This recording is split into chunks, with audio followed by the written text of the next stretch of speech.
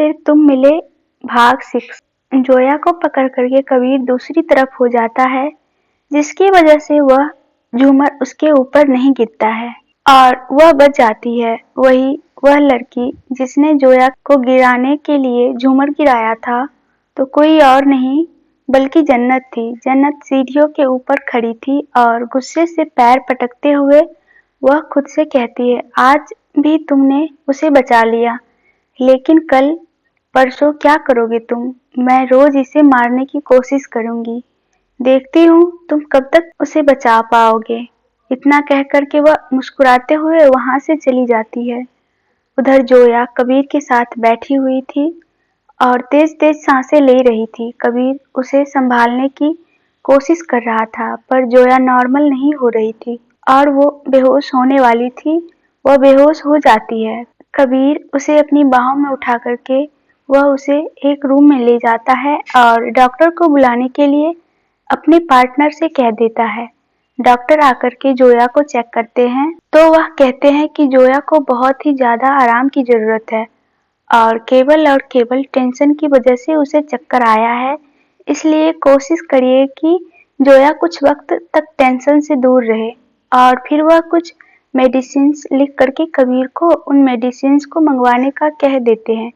उसके बाद डॉक्टर वहां से चले जाते हैं और उसके जाने के बाद कबीर जोया को लेकर के वहां से जाने के लिए कहता है। तो उसके बिजनेस पार्टनर उसे कहते हैं, लेकिन अगर आप अभी चले गए तो शिमला वाली मीटिंग का कॉन्ट्रैक्ट कैसे साइन होगा? और जब तक आप वो मीटिंग नहीं अटेंड करेंगे हमें सेंट्रल गवर्नमेंट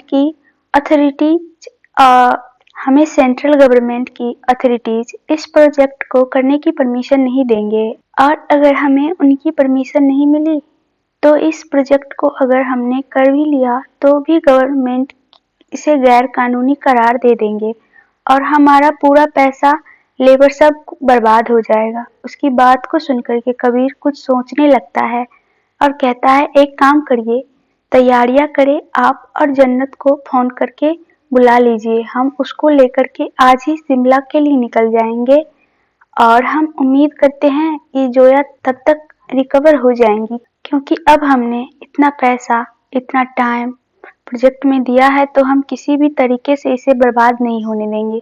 उसकी बात को सुनकर के उसके पार्टनर का बेटा राम कहता है, हमने मिस जन्नत को पहले ही बुला लिया था, क्योंकि आपने हमसे कहा था कि इस प्रोजेक्ट में उसकी भी एक हेड पोजीशन रहेगी, इसलिए हमने पहले ही उन्हें इन्फॉर्म करके बुला लिया था ताकि आप जब भी शिमला के लिए निकले तो आप उन्हें साथ लेकर के निकले।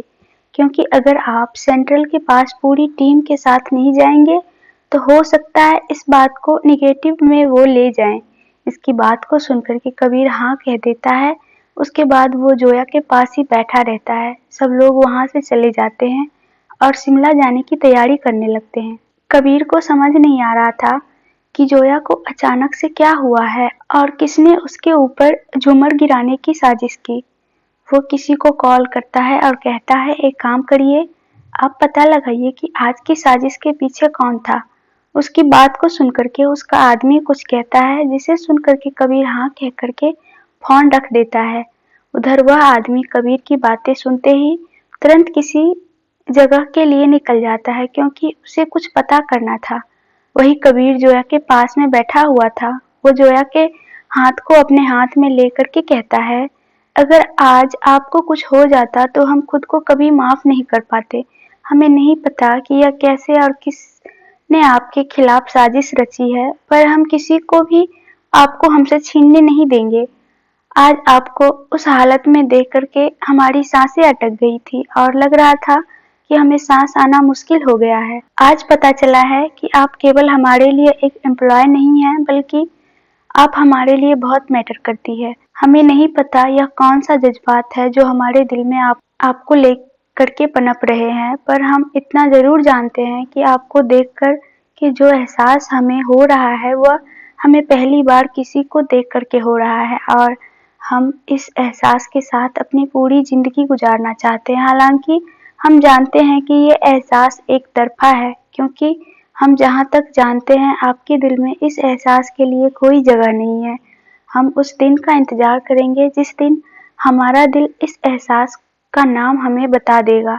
इतना कह कर के वह जोया का सर सहला करके वहां से चला जाता है।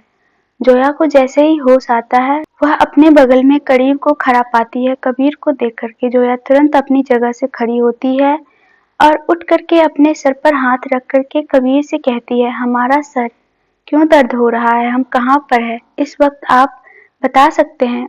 उसे होश में देख करके कबीर के चेहरे पर 440 वोल्ट के बल्ब जितनी चमक आ जाती है और वह मुस्कुराते हुए जोया के पास आता है और उसे पानी पिलाते हुए बोलता है, पहले आप पानी पी लीजिए, फिर हम आपको बताते हैं। जोया भी उस पानी को पी लेती है और कहती है, आप बताएंगे कि हमारे सर क्यों चकरा रहा है। उसकी बात को सुनकर के कबीर कहता है, आपको शायद याद नहीं आ रहा है, लेकिन आपके ऊपर झूमर गिरने वाला था और उसे हमने आपको बचाया था। उसके बाद आप डर और टेंशन की वजह से बेहोश हो गई थी।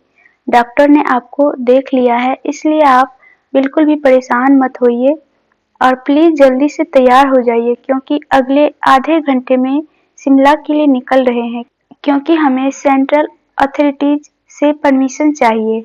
जोया को सब याद आ रहा था। वह पलट करके कबीर की तरफ देखती है और जोया और कबीर दोनों एक सेंट्रल अथॉरिटीज के पास जा रहे थे, क्योंकि उन्हें उनसे वह टेंडर हासिल करना था। इस प्रोजेक्ट के लिए बहुत सारे लोगों ने अपना नाम दिया था और सबने टेंडर भरा था, इसलिए अब यह देखना था कि किसके हिस्से में इस प्रोजेक्ट की तरक्की आती है। वही जोया के दिमाग में बहुत कुछ चल रहा था। इस वक्त उसे बहुत कुछ ऐसा पता चला था जो कि उसे कबीर से शेयर करना था। वो जानती थी कबीर उसके ऊपर ट्रस्ट करेगा, लेकिन उसे भी बताने में थोड़ा संकोच लग रहा था। वह बैठी थी, तभी ड्राइवर गाड़ी रोकती है और तुरंत कबीर उतर जाता है और उसके बाद वो जोया की तरफ आ जाता है और आ करके उसकी तरफ का दरवाजा खोलता है और उसके बाद उसे बाहर आने को कहते हैं। जोया भी बाहर आ जाती है और कबीर और जोया दोनों साथ में ही आगे बढ़ जाते हैं। दोनों रिसेप्शन पर आकर के देखते हैं कि जिनके साथ उनकी मीटिंग थी वह वहां पर पहले ही उसके लिए इंतजार कर रहे थे। दोनों आकर के उनसे मिलते हैं और उसके बाद आगे बढ़ जाते हैं। दोनों अपनी जगह पर आकर के बैठ जाते हैं और उसके बाद सभी बाकी गेस्ट भी अपनी अपनी जगह पर आकर के बैठ जाते हैं, क्योंकि उन्होंने भी अंदर के लिए फॉर्म भरा था और वह सब इस बात का इंतजार कर रहे थे कि यह गोल्डन अपॉर्चुनिटी किसकी तरफ आए। वही जन्नत, जो कि दूसरी कार से वहीं पर आ गई थी, वह मुस्कुराते हुए दूसरी तरफ बैठी थी और सोच रही थी कि जैसे ही कबीर को यह पता चलेगा कि इस टेंडर उसके हाथ में ना आने के पीछे जोया का हाथ था, वह गुस्से से पागल हो जाए और जोया को कंपनी से निकाल देगा और उस टाइम वह कबीर के पास जाकर वह उसे कंसोल करने के बहाने उसके करीब चली जाएंगी और उसे अपनी तरफ कर लेंगी। और जैसे ही एक बार कबीर उसकी तरफ आ गया, उन दोनों के निकाह में को कोई नहीं रोक पाएगा। जन्नत अपनी चाल को सोचकर खुद पर इतरा रही थी। वही सभी लोग जानते थे कि यह प्रोजेक्ट कबीर के हक में ही जाएगा, क्योंकि कबीर इंडिया का सबसे बड़ा बिजनेसमैन है। सभी लोग चाहते थे कि कबीर उनका प्रोजेक्ट करे और अगर कबीर कोई प्रोजेक्ट खुद से करना चाहता है तो कोई भी ताकत उसे इस प्रोजेक्ट को हासिल करने से नहीं रोक सकती। वही जोया को अचानक से कुछ फील होता है और वह कबीर से परमिशन लेकर के वॉशरूम के लिए चली जाती है। वो वॉशरूम में आकर के अपने फोन को लेकर के किसी को कॉल करती है और कुछ बात करती है। उसकी बात को सुनकर के सामने वाला हाँ करके फोन रख देता है। उसके बाद जोया खुद को शीशे में निहारते हुए बोलती है, हमको नहीं पता कि आपने क्यों किया, पर आप इसे करने के पीछे बहुत पछताएंगी, क्योंकि आपने इस बार हमको नहीं बल्कि एक प्रोफेशनल को ललकारा है। जोया उसके बाद अपने आप को नॉर्मल करके बाहर आ जाती है और बाहर आकर के कबीर की तरफ बढ़ ही रही थी, तभी उसकी नजर जन्नत पर पड़ती है, जो एक साइड में बैठ करके ड्रिंक कर रही। उसे वहां देख करके जोया मुस्कुरा देती है। उसके बाद वह कबीर के पास आकर के उसके बगल में बैठ जाती है। वही स्टेज पर सभी लोग आ चुके थे और टेंडर किसके हक में गया है ये अनाउंस होने वाला था। अथॉरिटीज अनाउंस कर देती है और टेंडर किसके हक में था, नाम सुनकर के सब हैरान रह जाते हैं, क्योंकि कबीर को नहीं बल्कि किसी और को टेंडर मिला था। कबीर को भी अब खबर लग चुकी थी कि उसके टेंडर की इंफॉर्मेशन रिलीज कर दी गई है। वही कबीर परेशान था और जोया मुस्कुरा रही थी। कबीर उसे देख करके हैरान था। जोया उसे देख करके कहती है, टेंशन मत लीजिए, टेंडर आपको ही मिला है और जिस इंसान को टेंडर मिला है वह कोई नहीं बल्कि हम हैं। हमने दूसरे नाम से टेंडर फिल करा था ताकि किसी को भी पता न चले कि यह टेंडर हमें मिल रहा है, क्योंकि इस टेंडर को हमसे छीनने के पीछे बहुत बड़ी साजिश की गई है। हम आपको सब कुछ बताएंगे। फिलहाल के लिए आप स्टेज पर जाकर के कॉन्ट्रैक्ट साइन करें। उसकी बात को सुनकर के कबीर स्टेज पर चला जाता है और कॉन्ट्रैक्ट साइन कर लेता है। तभी जजेस को कबीर के दूसरे नाम से टेंडर साइन करना कुछ समझ नहीं आया था, लेकिन फिर भी उन्होंने कबीर को कॉन्ट्रैक्ट दे दिया था, क्योंकि वह जानते हैं कि वह सबसे बेस्ट है। लेकिन कबीर की डिटेल्स जो लीक हो गई थी, उसकी वजह से उन्होंने कबीर के बजाय इस प्रोजेक्ट के टेंडर को साइन किया था, क्योंकि इसमें उन्हें वही सारी खूबियां दिख रही थी जो कबीर अपने प्रोजेक्ट में देता है। और उससे भी बड़ी बात यह थी कि यह कबीर का जो प्रोजेक्ट था उससे थोड़ा ज्यादा बेहतर भी था। कबीर और जोया दोनों प्रोजेक्ट साइन करने के बाद बिल्डिंग से बाहर निकलते हैं तो मीडिया वाले बाकी सब उन्हें घेर लेते हैं। सभी के जुबान पर एक ही सवाल था कि कबीर ने दूसरे नाम से टेंडर क्यों भरा। कबीर के पास हम सब के सवालों का कोई जवाब नहीं था, इसलिए वह जोया की तरफ देखता है तो जोया अपनी पलकों को झपका करके उसे आश्वासन देती है और मीडिया वालों के सवालों का जवाब देने लगती है। सबका सवाल यही था कि कबीर ने दूसरे नाम से टेंडर क्यों भरा। दरअसल इसके पीछे बहुत बड़ी साजिश की गई है। इसी वजह से मिस्टर खान ने अपना प्रोजेक्ट दूसरे नाम से भरा था कि किसी को इसकी इस नई स्ट्रेटजी की खबर ना हो। और आप सब तो जानते हैं कि मिस्टर खान अपना काम बहुत ही एलिगेंट वे में करते हैं और इस साजिश के पीछे कौन था, इसके बारे में खान एम्पायर बहुत ही जल्दी अपना ऑफिशियल स्टेटमेंट रिलीज करेंगी। इतना कह करके जोया सभी मीडिया वालों से एक्सक्यूज ले करके दूसरी तरफ चली जाती है। वह और कबीर दोनों आकर के अपनी गाड़ियों में बैठ जाते हैं। दोनों अपनी गाड़ियों का शीशा चढ़ा लेते हैं। दोनों की गाड़ियों का शीशा काले रंग का था, इसलिए बाहर से कुछ भी नहीं देखा जा सकता था और उसके बाद ड्राइवर गाड़ी स्टार्ट कर देते हैं। इस बार जोया आगे बैठने के बजाय पीछे कबीर के साथ बैठी थी। उसके बाद उसकी गाड़ियां आगे बढ़ जाती है। पूरी गाड़ी में शांति पसरी हुई थी। जोया अभी कोई बात नहीं छेड़ना चाहती थी। वह जानती थी इस वक्त कबीर बहुत गुस्से में है, इसलिए वह इंतजार कर रही थी कि एक बार वो ऑफिस पहुंच जाए, उसके बाद वो इस बारे में बात करेंगी। वही जन्नत जब कबीर को स्टेज पर जाता हुआ देखती है तो उसे समझ आ जाता है आखिर कबीर को वो प्रोजेक्ट कैसे मिल गया। तो वह अपने आदमियों को इसके पीछे लगाने के लिए कहती है। जब उसे जोया की बातें सुनाई पड़ती है तो उसे समझ आ गया था कि जोया को पता चल चुका है कि इस सब के पीछे कोई और नहीं बल्कि जन्नत ही है। कबीर जोया की तरफ देख रहा था।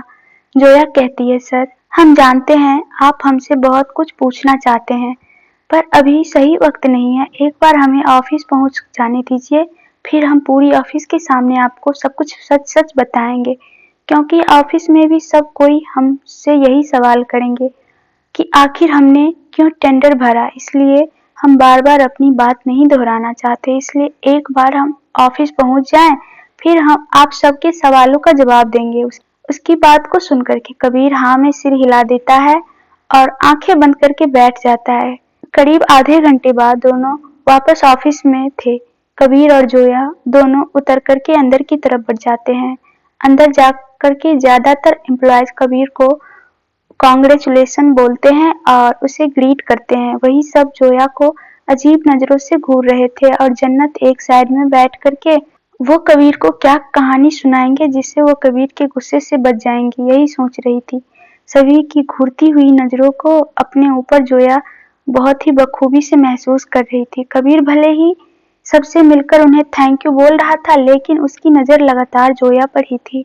जोया एक साइड में खड़ी हुई थी और अपने हाथों को बांधे हुए कबीर को मुस्कुराते हुए देख रही थी। कबीर को उसकी मुस्कुराहट इस वक्त चुभ रही थी। तभी एक एम्प्लॉय जोया के पास आती है और उसे घूरते हुए बोलती है, जोया हम सब ने तुमको बहुत ही अच्छे दिल का समझा था और बहुत ही ईमानदार समझा था कि तुम सर के साथ धोखा करके दूसरे नाम से टेंडर क्यों भरी, और अगर तुम्हें दूसरे नाम से टेंडर भरना ही था तो उसके बाद कॉन्ट्रैक्ट साइन सर से क्यों कराया। जब आखिर में तुम्हें आकर के सर का ही साइन कराना था तो तुम्हें क्या जरूरत थी यह सब करने की। उसकी बात को सुनकर के जोया कहती है, हमको बहुत ही ज्यादा खुशी हुई यह जानकर कि आप उस इंसान के साथ बहुत ही ज्यादा सख्त है जो आपके साथ गद्दारी करे, और हम यह सब किसी साजिश के चलते या फिर सर के साथ धोखा करने की वजह से नहीं कर रहे थे। दरअसल हम बहुत ही ज्यादा मजबूर हो गए थे। हमें किसी के द्वारा यह खबर मिली, किसी ने हमारे टेंडर की सारी इंफॉर्मेशन लीक कर दी है। उस वक्त हमें कुछ और समझ नहीं आया, इसलिए हमने जल्दी जल्दी इस टेंडर को अपने नाम से भर दिया ताकि यह कॉन्ट्रैक्ट हमारे अलावा किसी के पास न जाए, क्योंकि हमें बिल्कुल भी बर्दाश्त नहीं कि इतना बड़ा प्रोजेक्ट केवल और केवल किसी की गद्दारी की वजह से हमारे पास से चला जाए।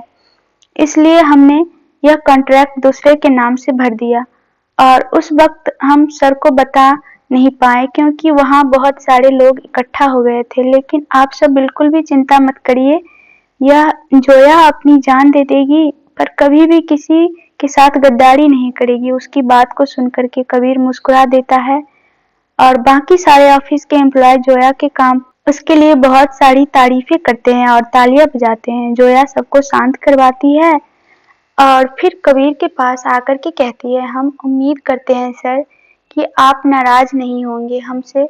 उसकी बात को सुनकर के कबीर मुंह बनाते हुए बोलता है, हम आपसे नाराज तो हैं, और अगर आपको हमें मनाना है तो आपको हमें कुछ बताना होगा। उसकी बात को सुनकर के जोया अपनी आंखों को बड़ा करते हुए बोलती है, बताना होगा, क्या बताना होगा। उसकी बात सुनकर के कबीर कहता है, हमें यह बेहद अच्छे से पता है कि आपको पता हो चुका है कि यह सब किसने किया है, तो अब आप हमें यह बताइएगा कि वह कौन है जिसने यह सब करा। उसकी बात पर जोया कहती है, हम बहुत अच्छे तरीके से जानते हैं कि यह सब किसने करा, पर हम मजबूर हैं क्योंकि हम आपको उसका नाम तब तक नहीं बता सकते जब तक हमारे पास कोई ठोस सबूत नहीं है। लेकिन वह जो भी इंसान है बहुत ही ज्यादा चालाक है और वह हमें आपकी नजरों में गिराना चाहता है और हमें इस ऑफिस से निकलवाना चाहता है।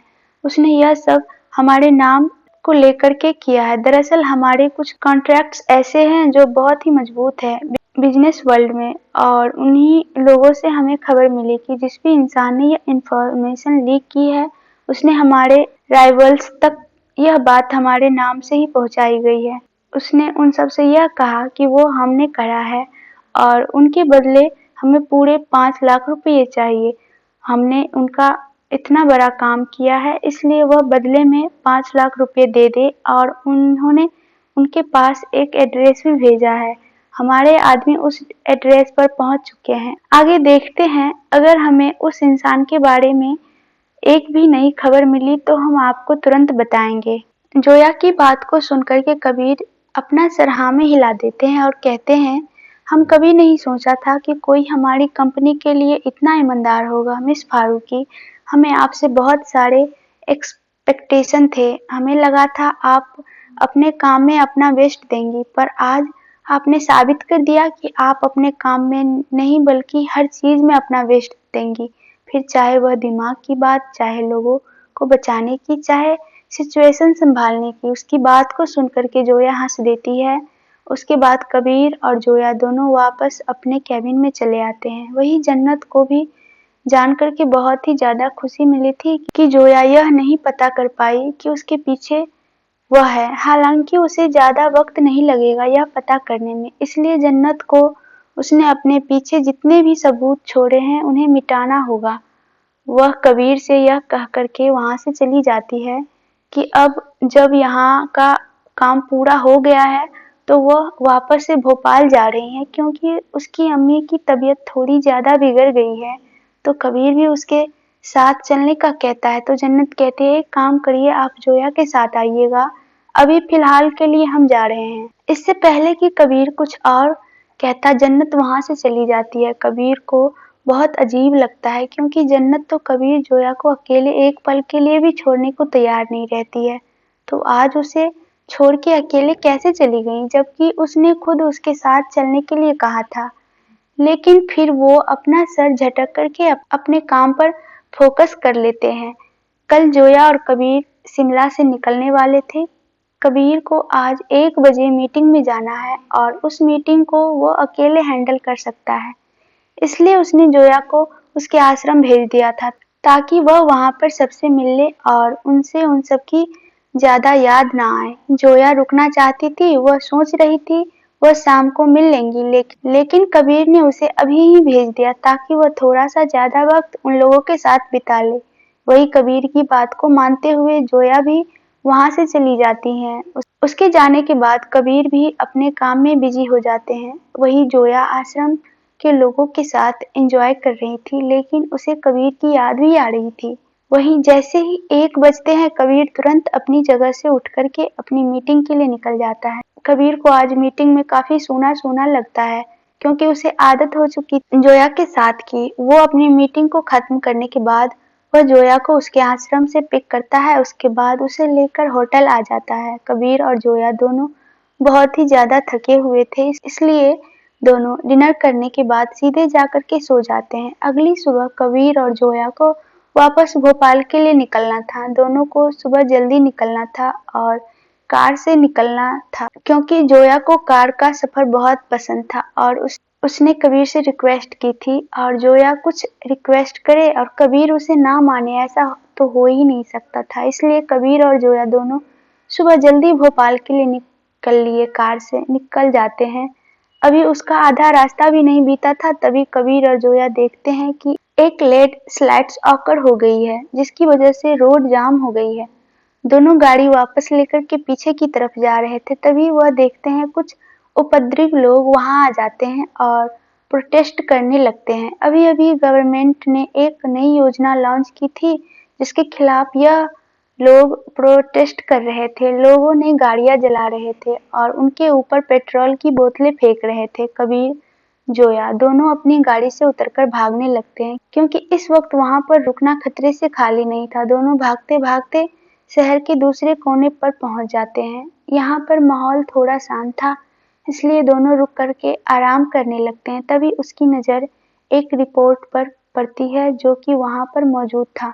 दोनों उसमें जाकर के देखते हैं, जो वहां पर केवल एक ही कमरा मौजूद था। जोया को बहुत ही तेज ठंड लग रही थी, इसलिए दोनों उस कमरे में चले जाते हैं और वहीं पर ठहर जाते हैं। एक ही कमरे में दोनों मौजूद थे। जोया की तबीयत बिगड़ती जा रही थी, इसलिए कबीर वहां के स्टाफ से काले रंग का कंबल ले जाकर के जोया को उठा देता है और कमरे में हीटर ऑन कर देता है। पूरी रात कबीर जोया का ख्याल रखते हुए बिता देता है। उसके बाद फिर अगली सुबह जब जोया की आंखें खुलती है, तो वह खुद को एक अनजान कमरे में पाकर के तुरंत बैठ जाती है। तभी उसकी नजर कबीर पर पड़ती है और वो उसकी तरफ सवालिया निगाहों से देखने लगती है। उसकी हैरानी को समझते हुए कबीर उसे पूरी बात बताता है। आज दुर्गा पूजा थी और शिमला में भी इस त्योहार को बहुत ही धूमधाम से मनाया जा रहा था, इसलिए जगह जगह पर झांकियां सजाई गई थी। लोग सिंदूर की होली खेल रहे थे। कबीर और जोया होटल से बाहर आकर के बढ़ते हैं, तो उनकी नजर एक ऐसी झांकी पर जाती है। जोया को ये बहुत ही खूबसूरत लग रही थी, इसलिए वह उसकी तरफ बढ़ जाती है और जो गुलाल उड़ा रहे थे, उसमें से थोड़ा सा गुलाल उड़ करके उसके कुर्ते पर आकर के लग जाता है। जोया उसे साफ करते हुए हट ही रही थी, तभी किसी की नजर उस पर चली जाती है और कोई किसी के कान में धीरे से कुछ कहता है। फिर वह बात एक दूसरे के तीसरे, तीसरे से चौथे ऐसे करके पूरे पब्लिक में फैल जाती है। उनमें से एक औरत आगे आकर के बोलती है, तुम एक नापाक से लड़की हो, एक वेश्या हो, जिसने अपनी एक रात एक अनजान आदमी के साथ एक अनजान कमरे में बिता दी। इसलिए तुम्हारे ऊपर दुर्गा माँ का पावन सिंदूर नहीं चढ़ सकता। अगर तुम्हारे ऊपर ये पड़ा है, तो ये तुम्हारी गलती की वजह से, और तुम्हें गलती की सजा जरूर मिलेगी। इसलिए तुम्हें मार देंगे, क्योंकि जो एक अनजान के साथ सो जाती है, वह तो हमारी दुर्गा माँ को छूने के लायक भी नहीं होती है। नोट: ये सब बातें बस एक काल्पनिक बातें हैं।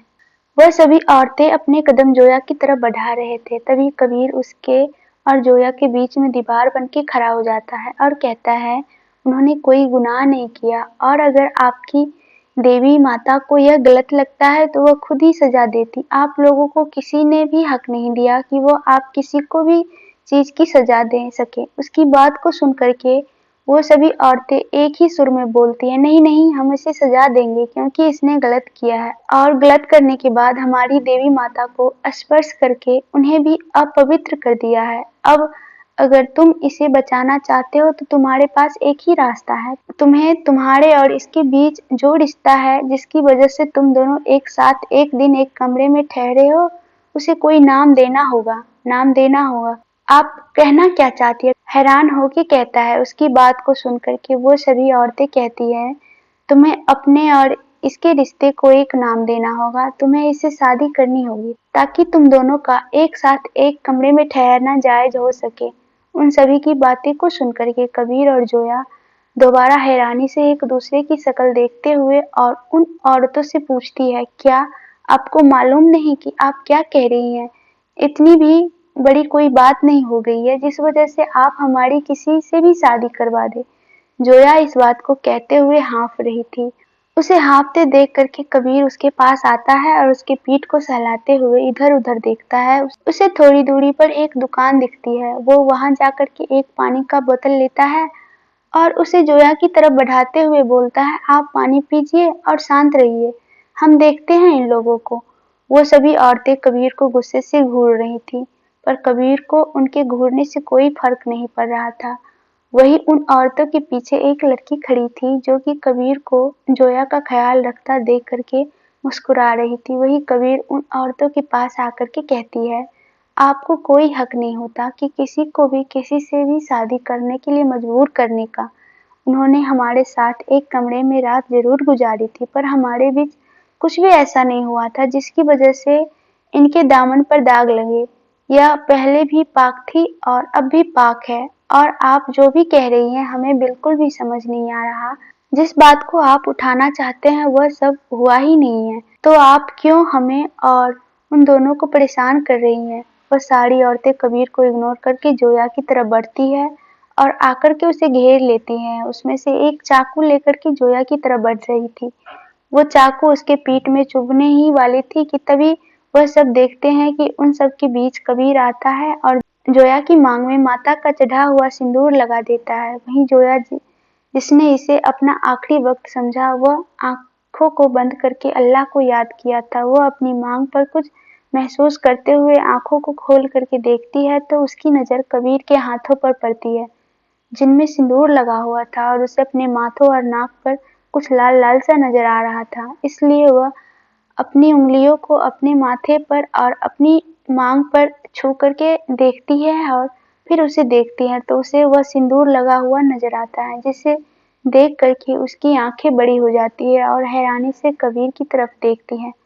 तो कबीर निराशा से उसकी तरफ देख करके अपना सर ना में हिला देता है और फिर उन औरतों की तरफ मुड़ते हुए कहता है, अब तो देख लिया ना आप सबने कि ये हमारी बीवी है और हमारा इनसे क्या रिश्ता है। ना तो अब चुपचाप इनसे दूर हट जाइए और आज के बाद इनके करीब मत नजर आइएगा। वो कहती है, अभी नहीं, तुम्हें पूरी विधि विधान से शादी करनी होगी। कबीर जोया की तरफ देखता है और फिर कहता है, जब मांग भरी है तो शादी भी करेंगे। उसके बाद वह वहीं पर उन दोनों की शादी का इंतजाम करती है और दोनों की वहीं पर शादी होती है। जोया कुछ कह नहीं पा रही थी क्योंकि कबीर ने उसे शांत रहने का कहा था और उसे समझ नहीं आ रहा था कि वह करे क्या। जोया कुछ बोल भी नहीं पा रही और वह चुप भी नहीं रह पा रही थी। वह सभी औरतें कबीर और जोया की नजरें उतारती हैं, उसके बाद दोनों को दुआएं देते हुए वहां से चली जाती है। वहीं जोया को ये समझ नहीं आ रहा था कि अभी जो औरतें उसके मारने के लिए उसके पीछे पड़ी हुई थी और उसे कबीर को दुआएं देते हुए वहां से क्यों जा रही है। उसे कुछ न कुछ तो अजीब लग रहा था, लेकिन तभी उसे ध्यान आता है कि कबीर ने उससे शादी कर ली है। जोया के अंदर बहुत ही ज्यादा गुबार भरा हुआ था और वह कबीर के ऊपर बरसने वाला था। तभी कबीर कहता है, हम अभी यहाँ पर बात बिल्कुल भी नहीं करेंगे, एक बार होटल पहुंच जाने दीजिए, उसके बाद हम इस बारे में बात करेंगे। जोया को भी बीच रोड पर तमाशा करना सही नहीं लगता, इसलिए वह भी चुप रह जाती है। उसके बाद दोनों जैसे ही होटल पहुंचते हैं और कमरे के अंदर जाते हैं, जोया कमरे का सारा सामान इधर-उधर फेंकते हुए बोलती हैं, आपकी हिम्मत कैसे हुई हमसे शादी करने की? आप जानते हैं ना, हम किसी और से प्यार करते हैं। तो फिर आपकी हिम्मत कैसे हुई हमारे करीब आकर के शादी करने की? अरे अगर वो औरतें हमको मार रही थी तो मर जाने देते हमें, लेकिन ये आपने जो किया है इसके लिए हम आपको कभी माफ नहीं करने वाले हैं।